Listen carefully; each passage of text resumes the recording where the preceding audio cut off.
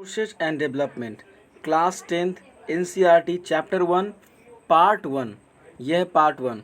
What are resources? Everything which can be used to satisfy human needs. जो human needs के satisfaction के लिए use किया जा सके, प्रत्येक वह चीज़ जो ह्यूमन नीड्स के सेटिस्फैक्शन के लिए यूज किया जा सके, रिसोर्सेज कहलाते हैं। बट इसके लिए 3 कंडीशन है। नंबर 1, ये टेक्नोलॉजिकली एक्सेसिबल होना चाहिए, टेक्नोलॉजिकली एक्सेसिबल होना चाहिए।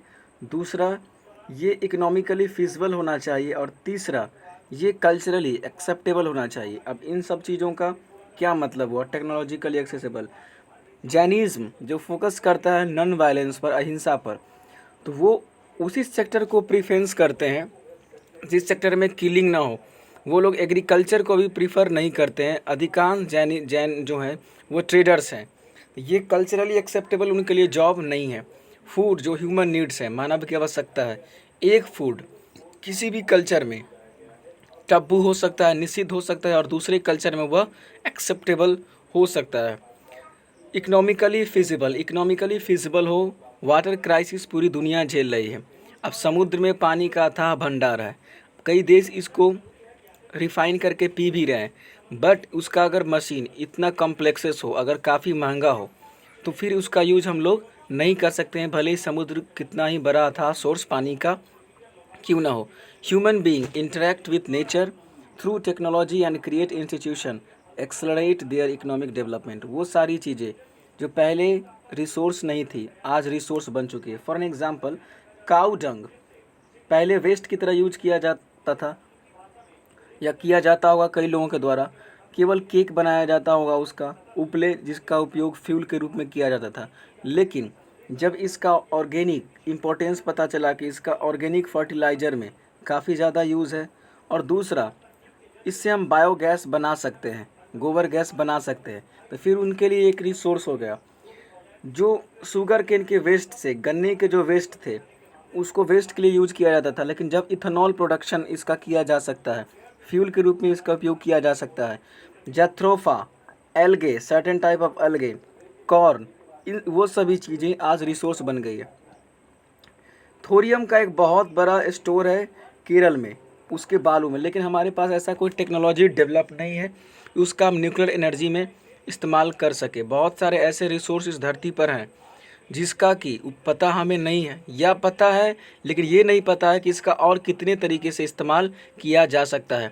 बहुत सारे फ्लोरा एंड फौना जो इनमें करोड़ों गुण हैं, लेकिन उनके बारे में हमें पता ही नहीं है। अगर पता है भी तो लिमिटेड गुण पता है। बाद में पता चलता है कि हाँ, इस पौधे का उपयोग या इन चीज़ों का उपयोग इसमें भी किया जा सकता है। हाइड्रोक्सीक्लोरोक्विन जो एक मलेरिया का दवा था, एंटी मलेरिया दवा थी, आज पता चला कि नहीं भाई, इसका उपयोग कोविड-19 के क्योर में भी किया जा सकता है। तो कोई भी चीज़ जो आज रिसोर्स नहीं है वो रिसोर्स बन सकता है। टेक्नोलॉजी जैसे जैसे आगे बढ़ते जाएगा, रिसोर्स भी बढ़ते जाएगा। रिसोर्सेज का क्लासिफिकेशन किया गया है, नेचुरल जो फ्री है, जिसके लिए हमें पे नहीं करना पड़ा है, और ह्यूमन जिसको आर्टिफिशियल ह्यूमन ने बनाया है।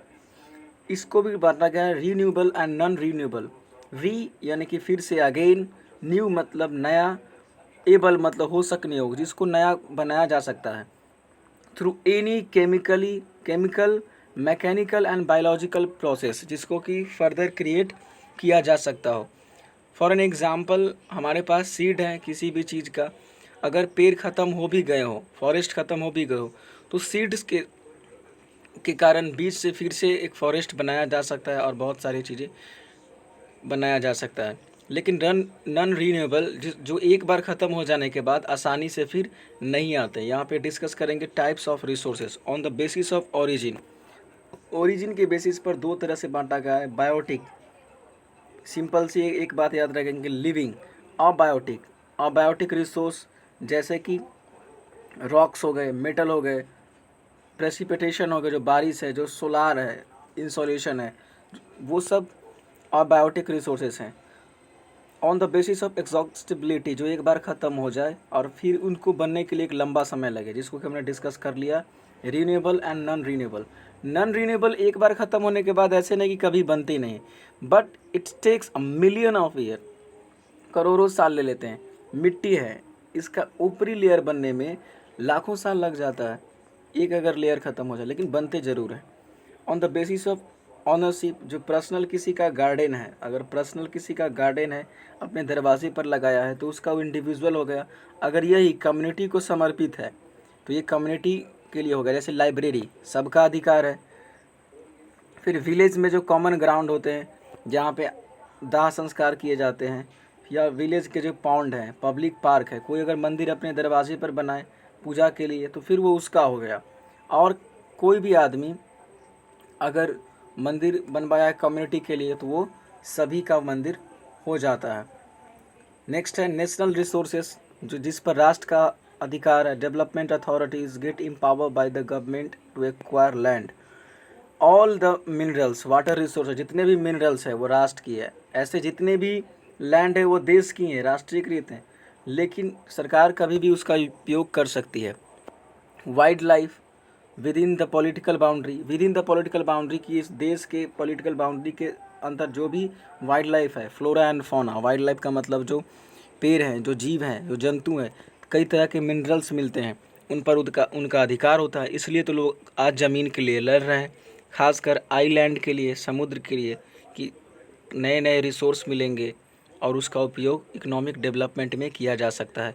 और समुद्र से 22.2 किलोमीटर नॉटिकल माइल तक उस देश का वाटर होता है, ठीक, जिसको एक्सक्लूसिव इकोनॉमिक जोन कहा जाता है। इस जोन में एक तो होता है इंटरनल वाटर, उस देश का पूरा लॉ होता है, रूल एंड रेगुलेशन होता है। दूसरा हुआ एक्सक्लूसिव इकोनॉमिक जोन, EEZ। फिर एक होता है कंटिन्यूस जोन, और उसके बाहर फिर इंटरनेशनल वाटर होता है जिसमें इंटरनेशनल कानून चलता है। On the basis of status of development, अब विकास के आधार पर कैसे बांटा गया है। पोटेंशियल रिसोर्सेज, जो अभी रिसोर्स नहीं है लेकिन बाद में उनको यूज़ किया जा सकता है। जैसे मैंने थोरियम का एग्जांपल लिया, हम देखा, और बहुत सारी चीज़ें स्टार्टिंग में ही डिस्कस कर चुके हैं। डेवलप रिसोर्स जो डेवलप हो चुके हैं, अब उनको उनके बारे में पता चल गया है कि हाँ भाई एक रिसोर्सेज है। स्टॉक, जो स्टॉक में है।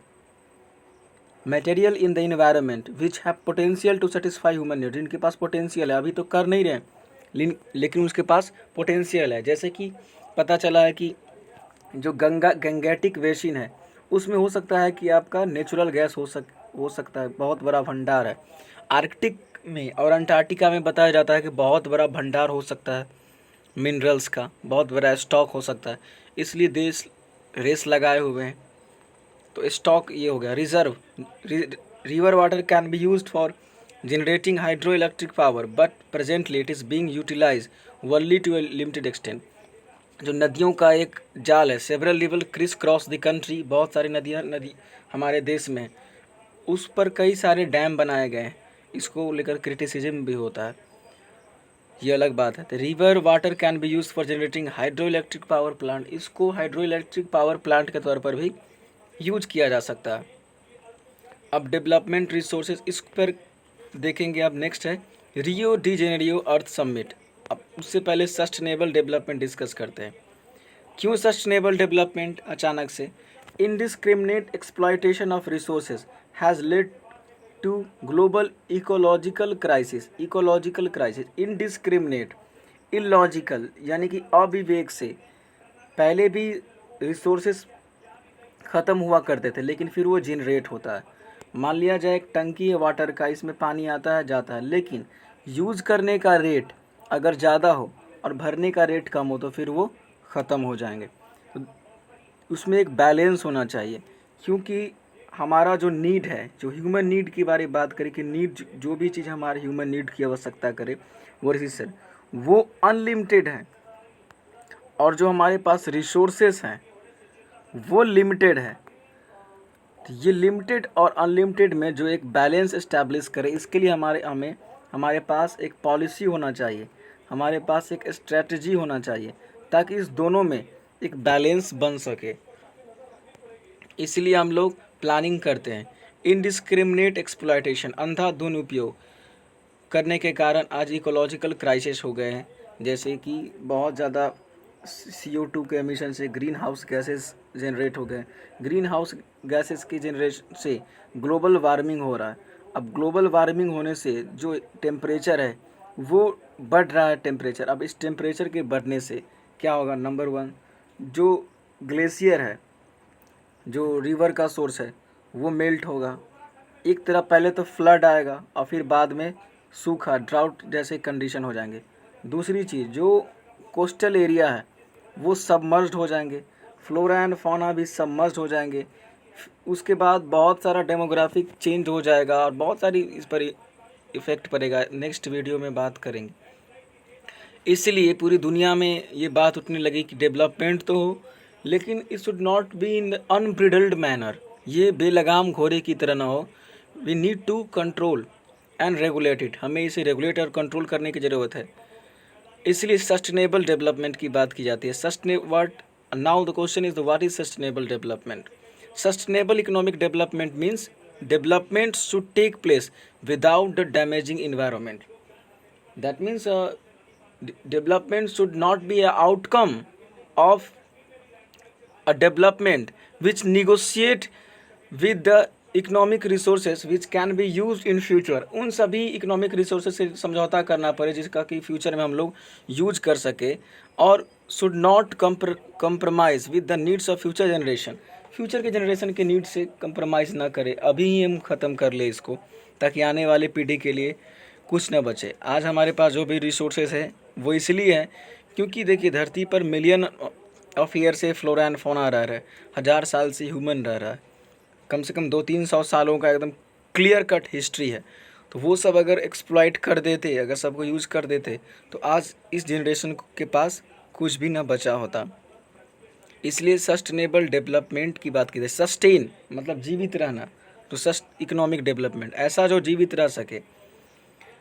रियो डी जेनेरियो अर्थ समिट 1992 में हुआ। सभी वर्ल्ड लीडर आए कि हाँ भाई हमें कुछ करना चाहिए। In June 1992 more than 100 heads of state met in Rio de Janeiro in Brazil. Brazil में एक जगह है, ये साउथ अमेरिका ऐसे है, यहाँ पे ब्राज़ील है। रियो डी जेने वहाँ पे मिले वो लोग, ऐसा कुछ फिगर। रियो डी जेनेरियो कोस्टल जगह है, वहाँ पे उन्होंने बात करा कि हमें क्या क्या करना चाहिए। और इसमें जो फेमस है एजेंडा 21 को अडॉप्ट किया गया। अब मीटिंग किए तो कुछ ना कुछ तो फाइनल करेंगे ही, केवल चाय समोसा खा के तो जा नहीं सकते, कुछ ना कुछ बताना पड़ेगा। Agenda 21 it is the declaration signed by world leader. एक डिक्लेरेशन है, साइन किया गया कि ठीक है हम लोग भी करेंगे। सभी देश ने कहा ठीक है हम भी करेंगे, हम भी करेंगे, हम भी करेंगे। United Nation conference on environment and development. अब इसका क्या, one of the major objective of the agenda 21 is that every local government should draw its own local agenda. कि सभी लोकल गवर्नमेंट है, सबकी नीड्स अलग अलग है, दैट इज़ वाई चैलेंजेस भी सबके अलग अलग हैं। तो आप अपने हिसाब से फोकस कीजिए। इस वीडियो में इतना ही। Thank you very much. Next video में रिसोर्स की प्लानिंग की बात करेंगे और फर्दर डिस्कस करेंगे।